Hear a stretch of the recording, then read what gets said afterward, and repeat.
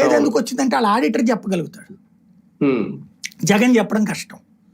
ఇంకోటి, లంచాల డబ్బులు తీసుకునే ఏ ఎదవ ఇవాళ తెలివైనోడు ఎవడో కూడా డైరెక్ట్గా అకౌంట్లో వేయించుకోడు.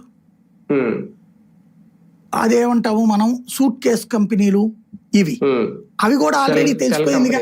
షెల్ కంపెనీలు అవి కూడా ఏంటో తెలిసిపోయింది కదా. ఇప్పుడు ఒరిజినల్ కంపెనీల పేరుతోనే తెప్పించుకుంటారు అవసరమైతే. ఇదివరకు షెల్ కంపెనీలు అంటే ఎవడు పట్టించుకోడు కదా అనుకున్నారు. ఇప్పుడు షెల్ కంపెనీలు కూడా గుర్తుపడుతున్నారు, పట్టుకుంటున్నారు. కాబట్టి ఒరిజినల్ వ్యాపారాల నుంచినే వస్తున్నాయి. ఇప్పుడు దీంట్లో రాజకేశ్ రెడ్డి వ్యాపారస్తుడే, అతను ఏమీ అడుగు తినేవాడు ఏం కాదు. అతని సంస్థలో పనిచేసే ఇప్పుడు దాంట్లో పాటు చూపెట్టిన ప్రతి ఒక్కళ్ళు కూడా మంచి వ్యాపారస్తులే. మిథున్ రెడ్డి వ్యాపారస్తుడే కదా, చివరెడ్డి వ్యాపారస్తుడే కదా. ఏమైనా రోడ్డు పక్కన ఏమైనా అట్లేసుకుంటున్నారా? లేదు కదా, డబ్బులు సంపాదించుకునే వాళ్ళే కదా వాళ్ళు. వాళ్ళ దాంట్లోకి వచ్చే డబ్బులని ఇందులో చూపెడుతున్నారు దీని ద్వారా అనేది. తద్వారా వాళ్ళని ఆర్థికంగా ఇరకాటంలో పెట్టడం, వాళ్ళ డబ్బులు చేతులు ఆడకుండా చూడటం.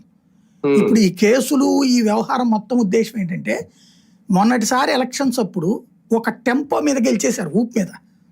అది ఆ ఫోటోలు, దాని దరిద్రంతో కొట్టుకుపోయింది జగన్కి, స్థలాలకు సంబంధించిన ఫోటోలు వాటి మీద. ఇప్పుడు మళ్ళీ జనం ఆలోచించే పరిస్థితి రాకూడదు. ఒకవేళ అప్పుడు జగన్ డబ్బులు ఖర్చు పెట్టాడు, జగన్ డబ్బులు తినడు అనేటటువంటిది అమాయకత్వం. జగన్ అయినా బాబు అయినా ఎవరైనా తింటున్నారు ఇవాళ.